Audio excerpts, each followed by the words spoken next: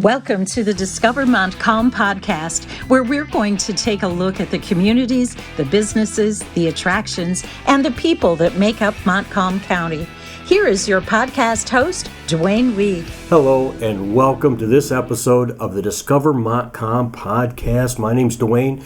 I'm your host and producer. Episode 70. This is the third part of a four-part series on the birthplace of Meijer, right here in Greenville being the birthplace of Meijer. This interview was done in May of 2001, and the Greenville Daily News had me come in and record it.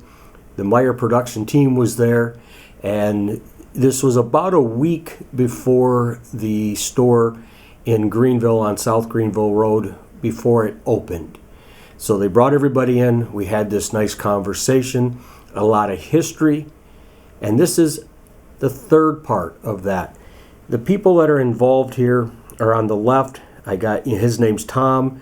Then there was Jim and Lloyd and Lena and Fred and Leo and Mariel and Dwayne. And the moderator was Rick at this interview. Here we're going to dive in a little bit to giving back. Fred talks about giving back to the community. Let's take it away. You mentioned some specific contributions that we make and some people that we support. And we seem, Fred, this is for you, we seem to be giving to schools and libraries, community centers and arts programs. Is there a reason why these particular areas, these particular things get more attention from the company? I think there's nothing more wonderful than to be a school teacher in your contributions. And there's nothing more important in the community than good schools. We all benefit from whatever good schools we had, whether it be in Greenville or otherwise. And I think all the schooling that Mariel and I ever had was in Greenville, wasn't it? Right. I didn't go to college. I don't think she did. But no, I didn't. Greenville was our school. And I suppose we have common memories. Larry Robinson and some of these school teachers, they were great teachers. We won't talk about Larry Robinson, though. Okay, she doesn't like Larry Robinson, maybe. Lefty. I love the guy, but because he caused us to think. He would jump on the other side of every fence there was. If you're irreligious, he'd be religious. If you're religious, he'd be irreligious. If you're a Republican, he'd be a Democrat. If you had a Republican and a Democrat, he'd be a socialist. But he knew how to stir up stuff and get you thinking. But anyway, so basically we do feel that the schools are the backbone of our communities, and this is one thing we like about Jim. Jim's whole career prior to joining us was in the school system in Forest Hills, and he was acting superintendent, I think, or correct me if I'm wrong, but he has a lot of experience in the school system, and there's a great parallel. Basically every job in our store, if it's done right, is a teaching job. You're teaching somebody else how to do their job or how to deal with the public, and our stores are as much a teacher or teaching as a school. There's a great parallel there. But in the final analysis, if we can have people come to work in our stores and they can be better people or learn in addition to schooling, but in the schools they can have better schools, then we'll have better people all around. It's just synergistic, and I like that word. I didn't know what it was 10 years ago, but it's a win-win. So schools are very important, and that's why I admire the library job. I mean, the books are important, and knowledge is important, and I see Mr. Stafford has left, but Stafford's had such a big part in this new library. And and when I went to school, my mother was on the PTA, and I think with your mother, I mean, in North, did you go to Pearl Street School? Yes, I did. Okay, we both went to Pearl Street School, and that doesn't exist anymore. But her mother and my mother took part in the PTA, and it was an important part of parent involvement. And that's what we lack so much today. That's one reason that I question busing. I was part of getting busing in Grand Rapids, but I question my own judgment because we bus these children from far away, and their parents can't take part in the school meetings without coming from far away. And so we've got a big challenge in this country with education, because the civilization is going to win or lose with education. So hopefully we can be a part of that, and I probably answered your question. I wandered all over the field. Well, I have a follow-up question. I heard you talk about Mr. Robinson. Yes, Larry Robinson, not Larry Jake. Robinson. Would I understand then that that's the person that taught you how to stir things up? Because you said he was very good at that. I don't think so, because I never learned that. Oh, I stand corrected, sir. And I think with that comment, we'll move on, okay? And we'll all digest that one. But here's a stirrer-upper right here. Well, Lloyd, you're a former mayor of Greenville, so you see the impact that a company that is community involved has on the community, whether it be Meijer or another company. Maybe you can address that. How important is that to a community? From several different angles. I've seen it as a resident of a neighborhood where the present store was built. I just lived very close to that, and I'm sometimes surprised, chuckle a little when I see the plans for building a new Meijer store and how the local residents in the area really get very upset at times because of what it's going to do, and I can tell you it was not a bad experience when they built that store on the north edge of Greenville. And it was not a bad experience for the neighborhood. The Meijer store has always been good neighbors to all of the people who live in that area, as well as good neighbors to the community. I think, I don't know if anybody has mentioned all the sculptures that are in Greenville, that are probably more in Greenville than any other city its size. And that's due to Fred's relationship with Marshall Fredericks. And we have a sister city. You know, Greenville is the Danish festival city, and we're quite proud of our Danish heritage in this community.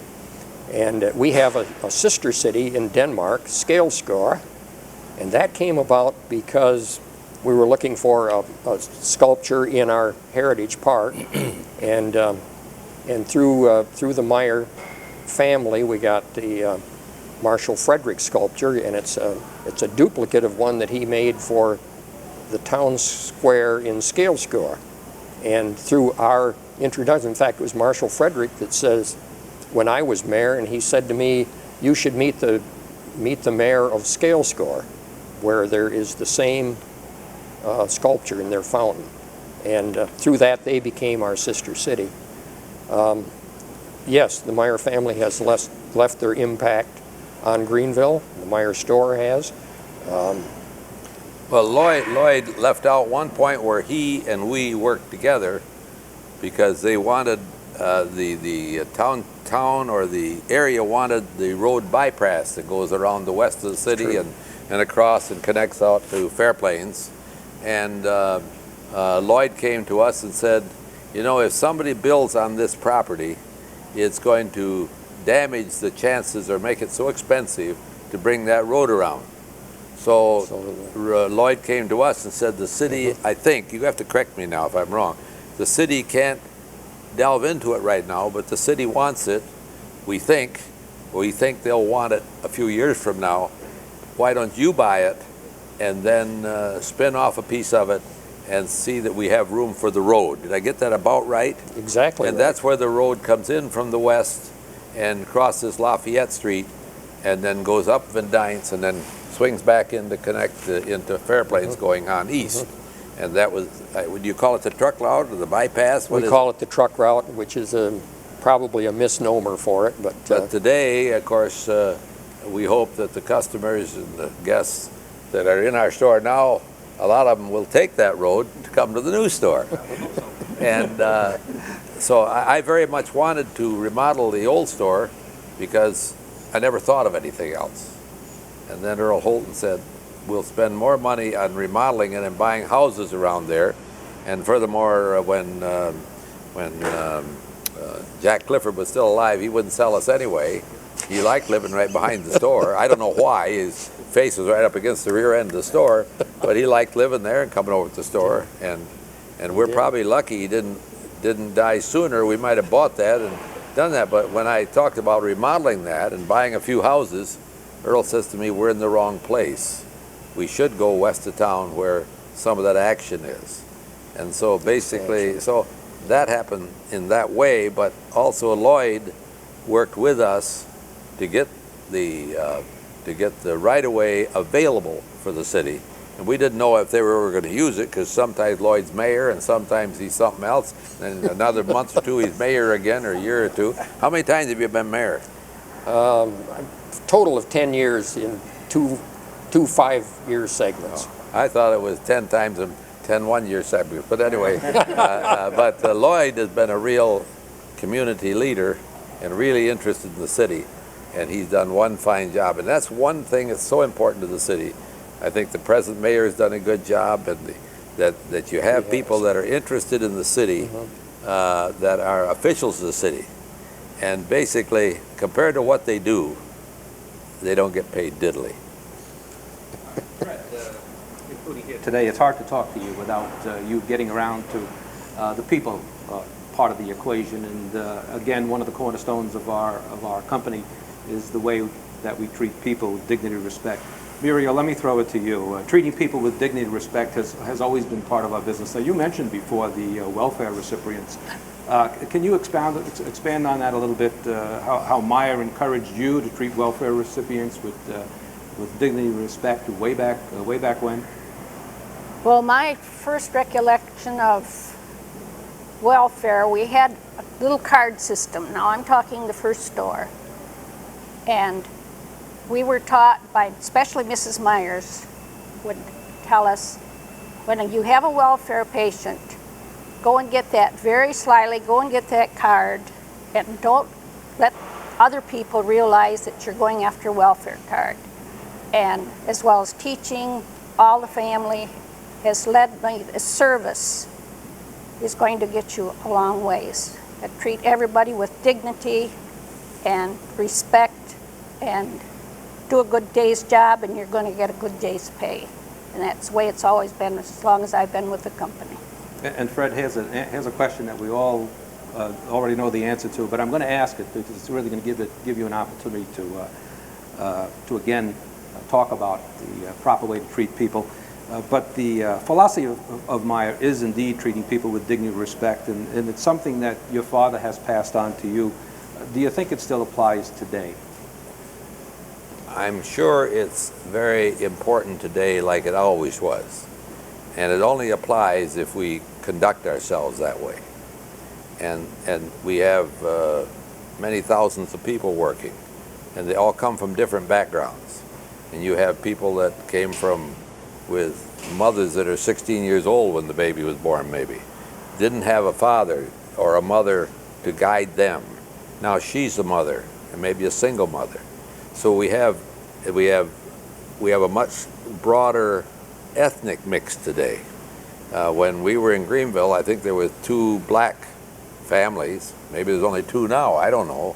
But they all traded in the store, and they worked in the store as baggers and different things. And one fellow's a minister out at, I can't think of his name now, T.J. McGee. Yeah, he's a minister out in California.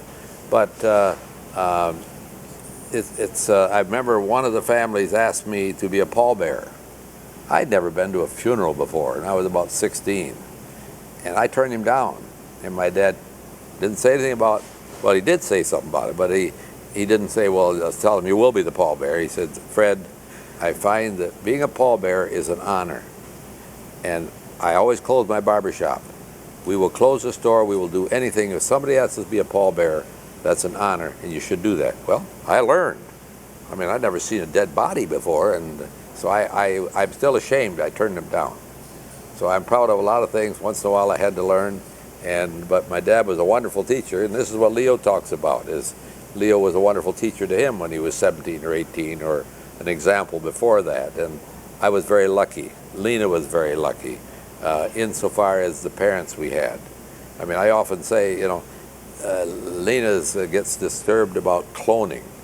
We shouldn't clone human beings. I think we could all agree on that, but I think we could also agree that whatever science can do, science is going to do sometime. We may fear it, we may dislike it, but it's going to happen. And then we were to a seminar and says, you clone the physical features, and we hope that we don't raise, well, they don't clone something that is very bad, and then end up with a very part of a person, and they aren't all there physically without a liver or a kidney or a heart. You're getting into dangerous territory in this cloning. But even if you can clone perfectly, you never can clone what the person is. How many young ladies today could go through the experience that Muriel did when she was young? How many young ladies today went through the experience that Lena did? One time her parents went away for the night, and they had 15 cows to milk. She was 14 years old. How many people in Michigan, as a 14-year-old girl, ever milked 15 cows one evening? Well, she did. Well, that's a part of what Lena is. I mean, she carried bags of potatoes, beans, and so forth.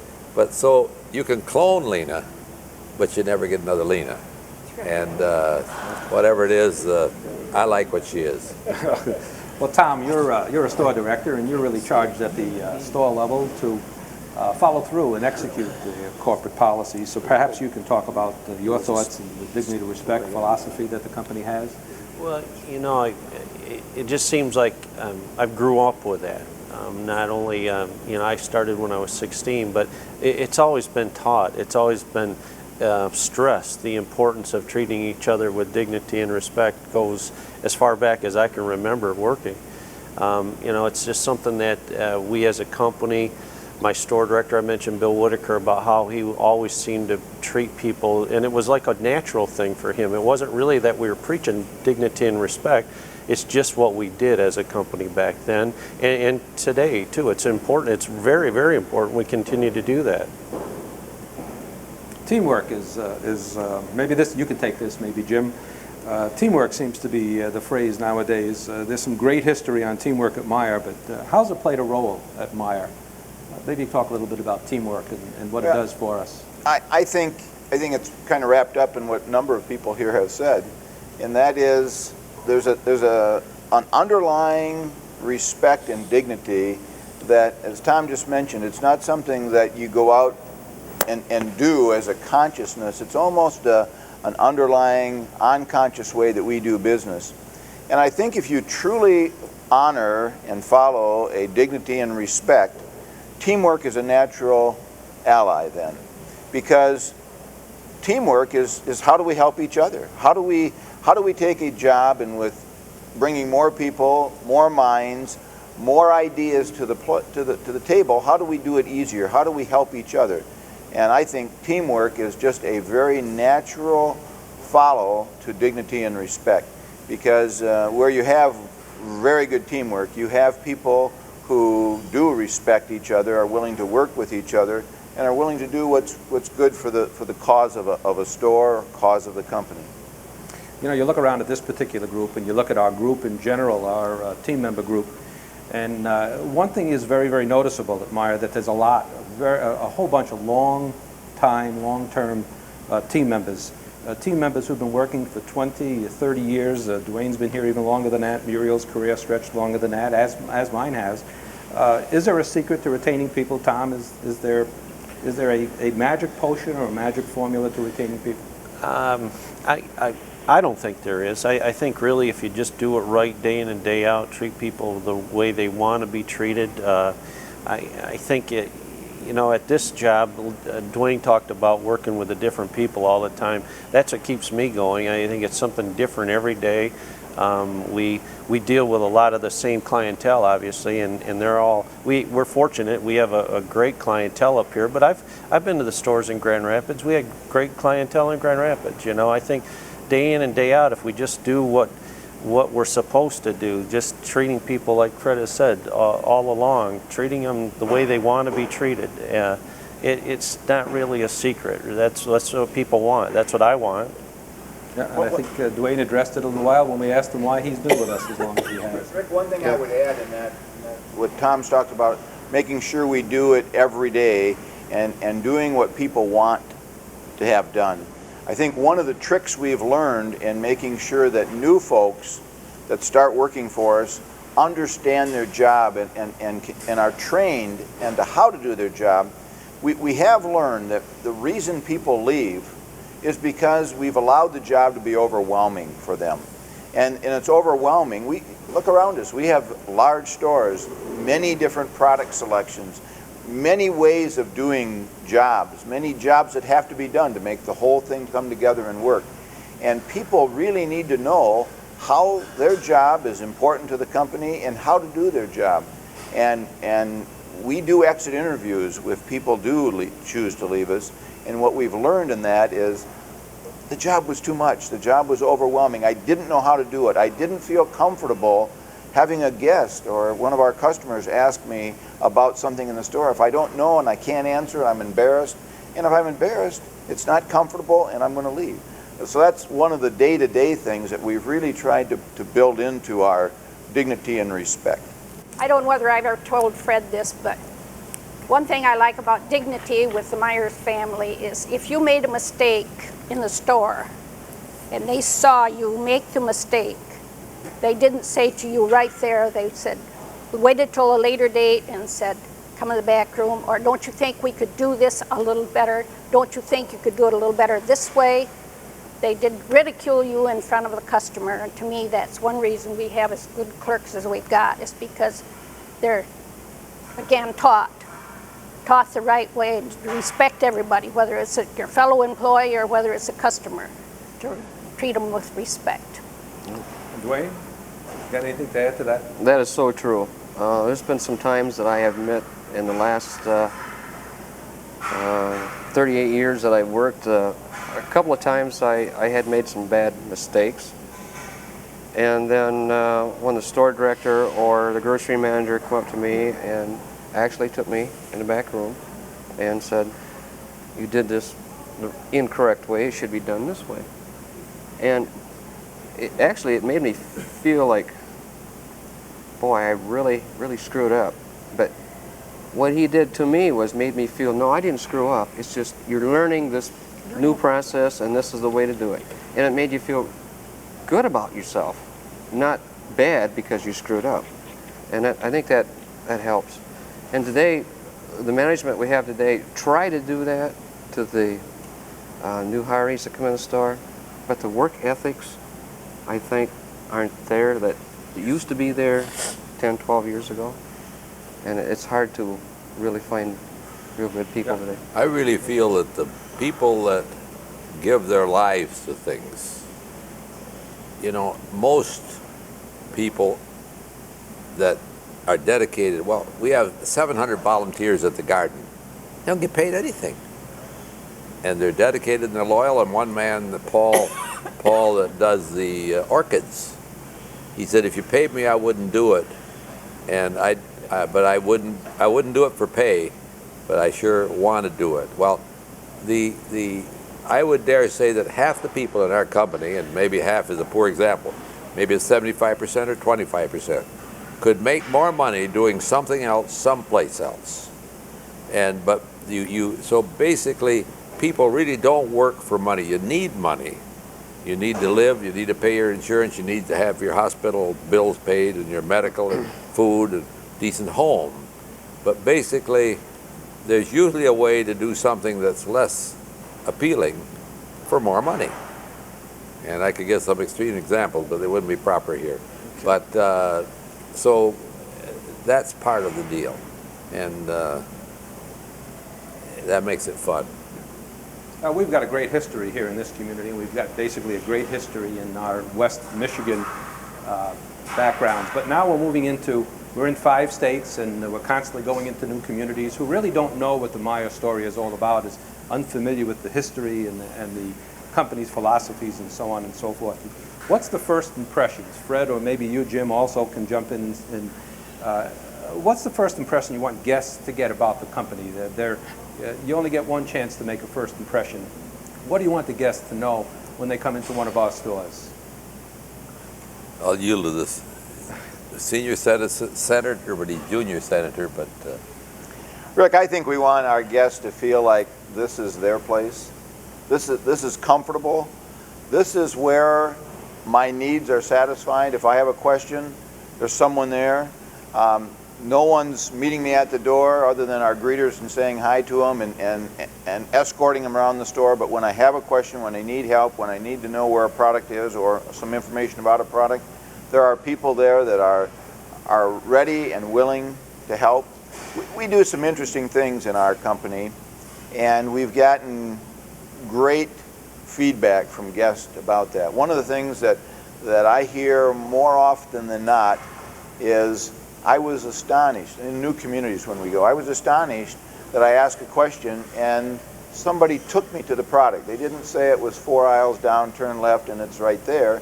They took me 4 aisles down and showed me that it was right there. That's kind of a standard at Meijer that drive people beyond their expectations. And if we can do that, we've got a success formula that'll last forever. And Lloyd, you can help us with this one, because what happens a lot of times when we go into new communities, all they know about is that we're a big box store. We're one of those big box stores. And quite often there's some opposition. You, of course, have some great experiences being a member of this particular community. What would you tell another community about the type of neighbor that Meijer would be? That they're a good neighbor. Our experience with them in the 22 years that I've served on the city council has been, this is the kind of corporate citizen you want in your community. You know, if you can get a Meijer store, this is going to do great things for your community, and it's just a great resource. I would like to mention too about Fred's gift that he has, and I'm not sure it's a gift. It's more of a gift than something he works at. His memory for names and the way he can remember people and names and relate to people, and certainly something that his father did before. I was always impressed as a little kid how many older men would remember a teenager's name. You know, not only your name, but I know what family you're from, and always greeted me personally.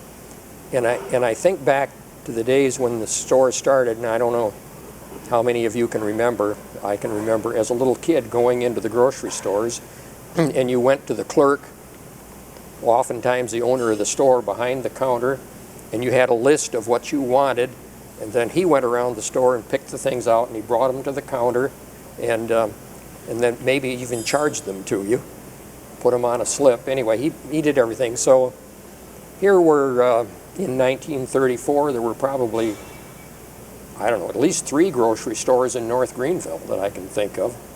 And Henry Meijer started a new concept in Greenville, a very new concept of self-serve grocery store.